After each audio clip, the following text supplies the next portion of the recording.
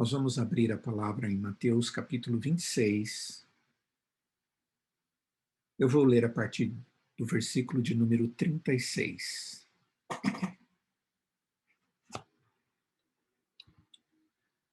Nós estamos aqui no período final do ministério de Jesus com os seus discípulos. E agora diz o texto no verso 36, em seguida, foi Jesus com eles a um lugar chamado Getsêmani e disse a seus discípulos: sentai-vos aqui, enquanto eu vou ali orar. E levando consigo a Pedro e aos dois filhos de Zebedeu, começou a entristecer-se e a angustiar-se. Então lhes disse: a minha alma está profundamente triste até a morte. Ficai aqui e vigiai comigo. Adiantando-se um pouco, prostrou-se sobre o seu rosto, orando e dizendo: meu pai, se possível, passe de mim este cálice. Todavia, não seja como eu quero, e sim como tu queres. E voltando para os discípulos, achando-os dormindo, e disse a Pedro: então, nenhuma hora pudestes vós vigiar comigo? Vigiai e orai, para que não entreis em tentação. O espírito, na verdade, está pronto, mas a carne é fraca. Tornando a retirar-se, orou de novo, dizendo: meu pai, se não é possível passar de mim esse cálice sem que eu beba, faça-se a tua vontade. E voltando, achou-os outra vez dormindo, porque os seus olhos estavam pesados. Deixando-os novamente, foi orar pela terceira vez, repetindo as mesmas palavras. Então voltou aos discípulos e lhes disse: ainda dormis e repousais?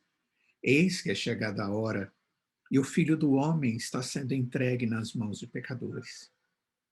Levantai-vos, vamos, eis que o traidor se aproxima. Falava ele ainda, e eis que chegou Judas, um dos 12, e com ele grande turba com espadas e porretes, vinda da parte dos principais sacerdotes e dos anciãos do povo. Ora, o traidor lhes tinha dado este sinal: aquele a quem eu beijar, este, prendei. E logo, aproximando-se de Jesus, lhe disse: salve, mestre, e o beijou.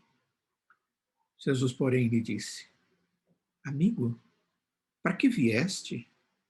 Nisto, aproximando-se eles, deitaram as mãos em Jesus e o prenderam. E eis que um dos que estavam com Jesus, estendendo a mão, sacou da espada e, golpeando o servo do sumo sacerdote, cortou-lhe a orelha. Então Jesus lhe disse: embainha a tua espada, pois todos os que lançam mão da espada, a espada perecerão. Acaso pensas que não posso rogar a meu Pai e ele me mandaria nesse momento mais de 12 legiões de anjos? Como, pois, se cumpririam as Escrituras segundo as quais assim deve suceder? Naquele momento, disse Jesus às multidões: saístes com espadas e porretes para prender-me, como a um salteador? Todos os dias no templo eu me assentava convosco ensinando, e não me prendestes. Tudo isto, porém, aconteceu para que se cumprisse as escrituras dos profetas. Então os discípulos todos, deixando, fugiram. Vamos orar. Senhor, nós vemos o teu Filho Jesus, teu servo santo, teu primogênito, Pai, sofrendo profundamente diante do grande propósito que o Senhor tinha para a sua vida. De ser aquele que teria que, através do sacrifício da sua própria vida, morrer a nossa morte para que pudéssemos ser salvos. Algo terrível, doloroso, que pesou ao coração do seu filho, mas que Em todo o tempo ele teve o propósito de honrar o Senhor. E agora queremos pedir que o Senhor venha da mesma forma conduzir-nos através destes relatos que a Escritura nos traz da fidelidade de Jesus. Ó Deus, faça a tua obra na nossa vida e ensina-nos a viver diante de propósitos difíceis que o Senhor tem reservado para cada um de nós. Em nome de Jesus. Amém. Eu creio que todos nós, que já temos alguns anos de vida e muitas experiências, muitos momentos, nós não sabemos e ficamos meio perdidos e não encontramos respostas para alguns eventos que estão ocorrendo na nossa vida e ao nosso redor. Tempos que talvez nós poderíamos chamar de tempos de crise, tempos de tribulação, e alguns diriam tempos de provação. E nesses momentos é muito comum que nossas emoções tendem a tentar nos controlar e fazer os nossos olhos olhar para perspectivas e possíveis decisões. E nem sempre nós estamos tão submissos assim diante de Deus, diante das crises. Sejamos nós crentes ou não, cristãos ou não, nós vamos enfrentar e enfrentamos crises. Creio que Deus está ensinando isso para todos nós nesses últimos dias. Que as crises, as enfermidades, as doenças, os terrores, eles podem acontecer na vida de todas as pessoas. Mas Deus também está nos ensinando que em meio a tudo isso existe algo diferente, que pode e deve acontecer na nossa vida como servos de Deus, que nos diferencia, que nos habilita a viver os tempos da crise. A crise, irmãos, ela sempre se caracteriza, na Escritura vemos isso, como um momento decisivo nas nossas vidas. Muitas vezes uma crise está associada a uma perda, a um desastre, ou às vezes a uma decisão difícil. E é nesses momentos que nós temos que optar por confiar em Deus ou nos afastar de Deus. Permanecer ou deixar de lado. Não é incomum, e talvez o grande percentual que eu tenho de atendimentos de pessoas tem a ver com relacionamentos conjugais e familiares. E nos momentos mais críticos das crises, as perguntas que surgem no coração das pessoas é: eu permaneço casado ou eu vou atrás do divórcio? Eu persigo no sonho que Deus me deu ou eu desisto do sonho que Deus me deu? Eu vivo corajosamente ou eu vou morrer como um covarde? E várias outras coisas poderiam ser ditas em situações como essa. O Senhor Jesus aqui está passando por uma das crises, creio eu, talvez possa afirmar isso com convicção, de que a crise mais dura que um ser humano pode passar. Jesus haveria de receber sobre si a condenação dos pecados de todos nós. Não de um ou de dois pecados que eu ou você cometemos, mas o somatório de pecados que nós cometemos e ainda cometeremos. Jesus paga e recebe a condenação que é extremamente grande por cada um desses pecados e ainda da nossa herança maldita recebida de Adão. E este momento é o momento onde Jesus está sentindo o peso, a dor desta condenação, que não era por causa dos erros dele, mas que ele estava tomando sobre si. Então, eu não tenho o menor receio de dizer que nós precisamos aprender com aquele que sofreu mais do que qualquer outra pessoa. E esse alguém se chama Jesus Cristo. Um homem que era como nós. Como homem era como nós. Como Deus, ele era como Pai, o Espírito, mas ele era homem.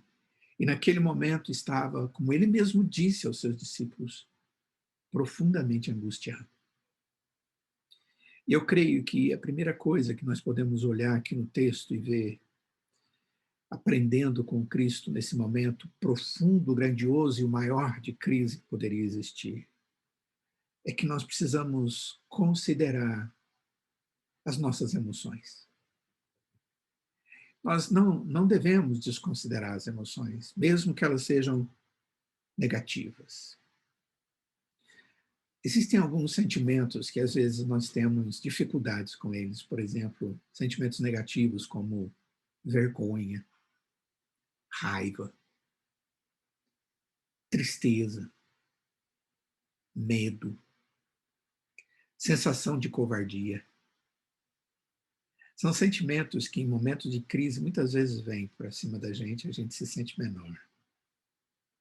O texto aqui diz que Jesus ficou imensamente, emocionalmente, ele ficou profundamente triste em seu coração. O que levou Jesus a ficar triste? Primeiro, Jesus foi enviado pelo seu Pai para nos restaurar, para restaurar o nosso relacionamento, restaurar a nossa humanidade com Deus, nos fazer ser plenamente resgatados como um povo a quem Jesus Cristo veio ajudar, que planejou até mesmo todas as situações que ele deveria viver, da sua execução a nosso favor. E isso causava tristeza para ele, porque era algo grande.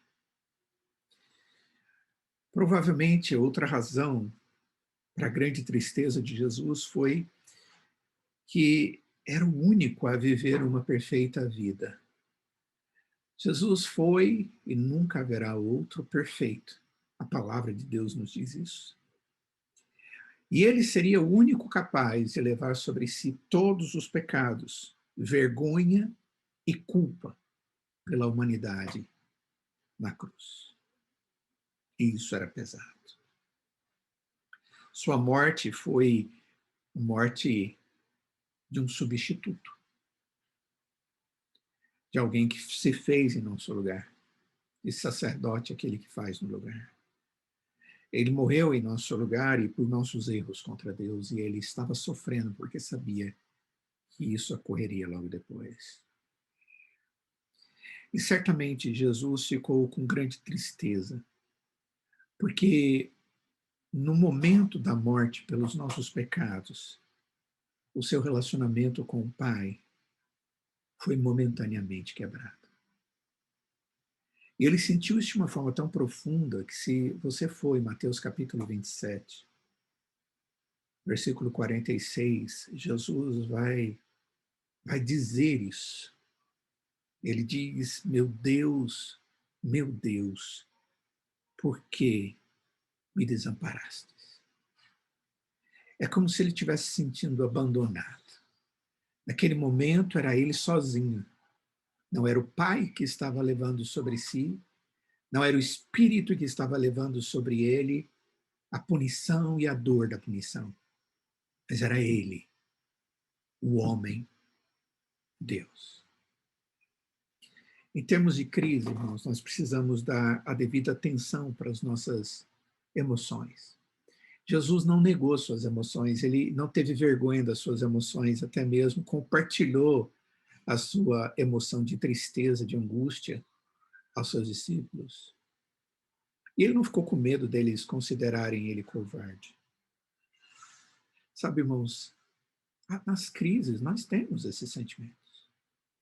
O problema é não ter esse sentimento de tristeza, de angústia, de vergonha, de raiva ou coisa dessa natureza. Nós precisamos é ter isso tratado no nosso coração. Não colocar toda a nossa concentração nisso, ao ponto de perdermos a motivação da consciência de que Deus tem propósito em todas as coisas. E Ele nunca deixou de ser soberano sobre as nossas vidas. e sobre tudo aquilo que Ele planejou para as nossas vidas. E isso fez diferença naquele momento, naqueles momentos de angústia profunda e inigualáveis que Jesus viveu. Jesus respeitou a sua emoção negativa, e nós devemos fazer a mesma coisa. Eu fico vendo algumas pessoas agora vivendo sobre debaixo da crise da Covid.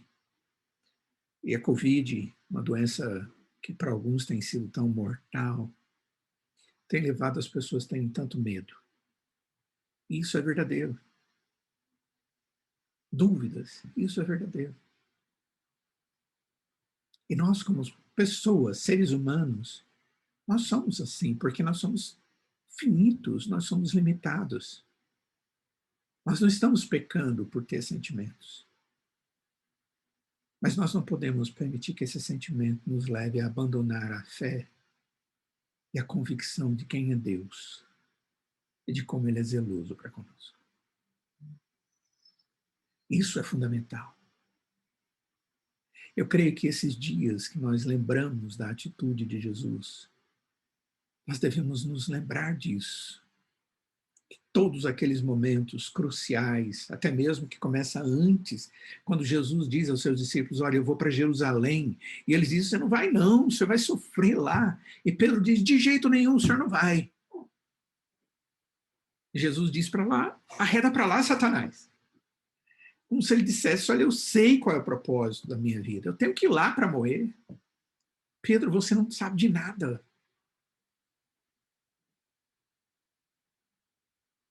Quando nós temos que viver crises, sejam elas quais forem, nós devemos primeiro lidar com as nossas emoções negativas na presença de Deus. Mas sabendo que nós somos pessoas e esses sentimentos, eles ocorrem na vida do cristão também. Então esse negócio de dizer que cristão não tem sentimentos assim é mentira. Cristão não pode viver momentos de ansiedade, ou até mesmo de uma ansiedade tão profunda ao ponto de ter uma depressão ou coisas dessa natureza. Porque isso faz parte da nossa finitude e da nossa dependência do Pai. E é Pai, meu Pai, que Jesus diz. Meu Pai, e ele repete de novo. Segunda coisa que o texto nos traz aqui, irmãos, é que nós devemos ficar atentos e buscar qual é a vontade de Deus. Senhor, o que o Senhor quer com tudo isso? Interessante porque o Senhor Jesus sabia, né? Ele em todo momento sabia qual era o propósito. Ele é Deus, ele participou de toda a deliberação, de todos os decretos. Ele sabia que a ele tinha sido determinado ou predestinado a vir, se encarnar e morrer em nosso lugar. O cálice a que Jesus se refere aí no verso 39 a 44, é o cálice do sofrimento e da morte da cruz. E Jesus pediu a Deus Pai uma alternativa que ele estivesse dentro do plano de Deus. Jesus não pediu apenas uma vez, ele perguntou 3 vezes. Mas o seu pedido de alternativa sempre foi secundário. Enquanto fazer a vontade de Deus sempre foi a sua prioridade. Ele quis sempre fazer a vontade de Deus. Quando eu e você vemos outras pessoas que nós conhecemos em situação difícil, não pense que Deus não quer que sua situação mude. Isso é verdade. Deus não necessariamente quer que todo mundo sofra certos problemas ou certos males. E também não quer dizer que Deus não pode tirar as pessoas dessas situações. Deus não gosta de nos ver fracassar ou magoar mais do que um pai amoroso gosta de ver seus filhos fracassarem ou magoados. Se nós, como pais, não queremos isso, Deus, como nosso Deus, também não quer. Mas lembre-se, sempre ele terá o melhor. Mesmo que você tenha uma doença de morte ou mortal, você pode chegar na presença de Deus e pedir a sua misericórdia e buscar a cura. Mas nunca deixe de buscar a vontade dele. Se for da tua vontade, aparta de mim esse cálice, mas seja feita a tua vontade, Pai. Essas foram as palavras que o Senhor Jesus disse ao seu Pai. Jesus pediu alternativas dentro da vontade de Deus. E nós também devemos. E podemos fazer isso. Mas jamais determinamos, mas sempre nos sujeitamos. E essa é a segunda coisa. Eu não posso e não devo negar os meus sentimentos, mas devo tratá-los com convicções. E eu tenho que buscar a vontade de Deus, apesar do alvo das expectativas não estarem boas. Mas uma coisa que o texto nos mostra, e talvez a gente tenha que aprender com Jesus aqui, no verso 45, é que no meio das crises nós não podemos nos esquecer de quem Deus nos fez ser. Eu e você somos filhos de Deus. Eu e você, pela graça em Cristo Jesus, fomos abençoados com uma adoção para fazermos parte da família de Deus. Nós temos um Deus que vai cuidar de nós hoje, durante esse tempo que vivemos aqui, e eternamente nos céus de glória. Porque Ele nos fez ser seus filhos. Não fomos nós que o escolhemos, foi Ele que foi lá e nos escolheu e nos adotou. Não é o filho que adota o pai, mas é o pai que adota o filho. Jesus é chamado nesse texto de o Filho do Homem. Ele se mostra como o Filho do Homem. E esse é um título para Deus, daquele que salvaria o povo de Deus. No Antigo Testamento nós já vemos isso. O Filho do Homem, aquele que viria e com a sua própria morte, e depois através da sua ressurreição dos mortos, e que depois retornaria no futuro para governar o seu reino, e nós estaríamos com ele. É o Filho do Homem, que é o Filho de Deus. Jesus teve coragem, ele teve dependência, ele buscou os propósitos do Pai, ele não perdeu de vista os valores que Deus lhe deu, nem o significado da sua existência agora como filho de Deus, e jamais tirou os olhos do futuro que Deus tem reservado para ele. Ou seja, Jesus sabia quem ele era. E por mais que em algum momento ele pudesse se sentir, estou sozinho, ele sabia que esse Pai era aquele que o ressuscitaria.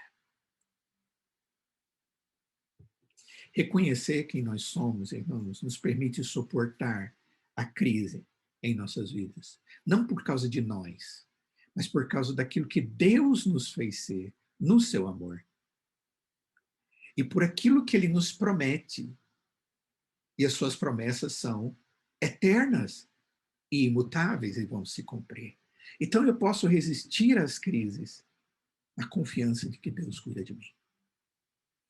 Então nunca se esqueça de que você é filho de Deus. Ele te ama e vai sempre cuidar de você.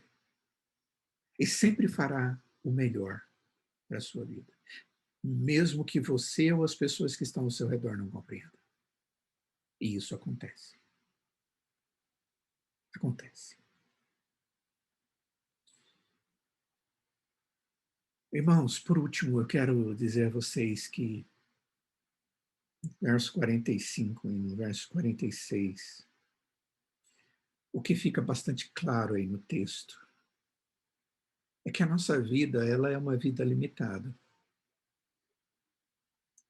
E as nossas crises também são limitadas. Jesus veio e, para cumprir o propósito redentivo, ele tinha que passar pelo sofrimento que antecedeu a sua morte, a humilhação, a cruz, a angústia de alma. Ele teve que passar por tudo isso. Essas foram as crises. Mas tendo convicções de que isso era um propósito que não tinha fim em si mesmo, mas que vinha logo depois algo melhor. Irmãos, a nossa vida aqui é limitada, mas os nossos problemas também são limitados. As crises passam. Eu posso até ter outra crise depois da anterior, mas aquela acaba. E normalmente isso acontece mesmo. Jesus foi alguém que reconheceu que Deus tem um tempo de começo e um fim para tudo.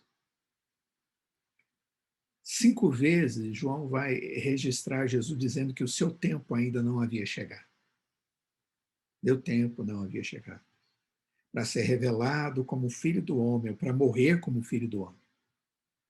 Mas nessa passagem, Jesus reconheceu que o seu tempo havia terminado. Chegou a hora das coisas acontecerem. Em Eclesiastes, capítulo 3, nós conhecemos muito texto. A partir do verso de número 1 até o verso de número 8, o texto diz que há um tempo para tudo e época para todas as atividades debaixo do céu. E nós cremos nisso. Muitas vezes, crises desnecessárias ocorrem porque nós não reconhecemos que tudo tem uma vida útil limitada. Nós criamos crises. Nós ficamos tão desesperados que nos esquecemos que isso, de alguma forma, vai ser resolvido. A saúde dos nossos pais, os nossos corpos, a nossa saúde, a nossa casa, o nosso carro, o nosso trabalho, o nosso vizinho, a nossa namorada, o nosso marido, a nossa esposa, os nossos irmãos na fé. Tudo isso é real. Mas tudo vai ter um limite. Quando confrontado com uma crise, Jesus reconheceu uma vida útil e um propósito que se cumpriria. E nós devemos pensar do mesmo jeito. Quando Deus vai cumprir o propósito para as nossas vidas? Aqui. Eu não sei. E graças a Deus não sei. E certamente, graças a Deus, você também não sabe quando tudo vai terminar. Mas nós podemos saber que um dia vai terminar. E o que espero é cumprir tudo aquilo que Deus tem reservado para a minha vida. E desse jeito eu possa honrar. Concluindo, irmãos, nós precisamos trocar a nossa autossuficiência, a nossa autoproteção pela vontade de Deus. Jesus, nesse tempo do cumprimento da bênção da sua morte para a nossa redenção, é fantástico isso. Só o cristianismo pode compreender isso. A morte como a cruz como algo glorioso para nós. Se nosso objetivo na vida for apenas permanecer vivos, ocupar espaço, respirar, experimentar alguns prazeres periódicos, sem levar em consideração o plano de Deus, que é eterno, para a nossa vida, todas as outras coisas vão começar a ameaçar a nossa alegria, a nossa vida, nosso espaço, o nosso prazer periódico. E nós vamos viver como aqueles que ficam o tempo inteiro se defendendo, sem conseguir jamais, porque nós não damos conta disso. Não somos autossuficientes. Aquelas pessoas que renunciam à autoproteção para viver segundo o plano de Deus e a suficiência e a bondade de Deus, ele vai viver de tal forma que as crises vão diminuir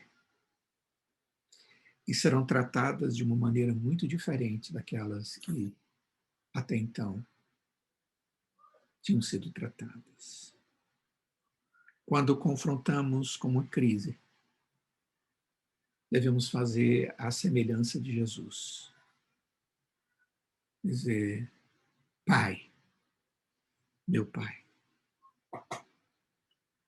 que Deus esteja na sua bondade, olhando para nós e nos ensinando nesse tempo de Páscoa, que tem a ver com uma certa tristeza por aquilo que Jesus fez, tão grandioso, inigualável, mas com alegria, porque sem aquilo jamais teríamos salvação, e ele teve prazer em cumprir os propósitos do Pai. Mas que também possamos aprender com Cristo como enfrentar as dificuldades, e elas hoje estão sendo grandes, duras, angustiosas para alguns e quase desesperadoras. Mas nós temos um Deus que planejou tudo, e a nossa vida faz parte do plano de Deus para a vida eterna. Louvado seja o Senhor. Vamos orar.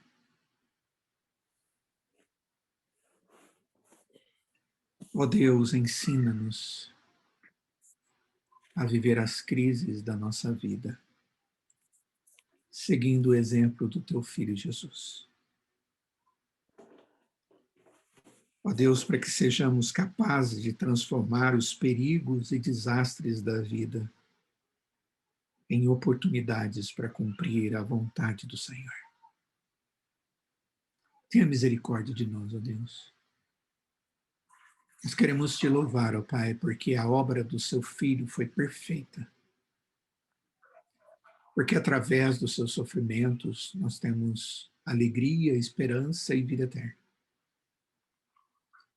E obrigado, Deus, porque o Senhor não deixou o seu Filho na morte, mas o Senhor o ressuscitou no terceiro dia,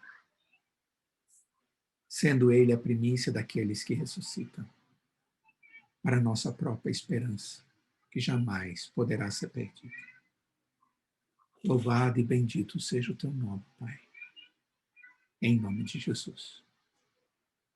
Amém.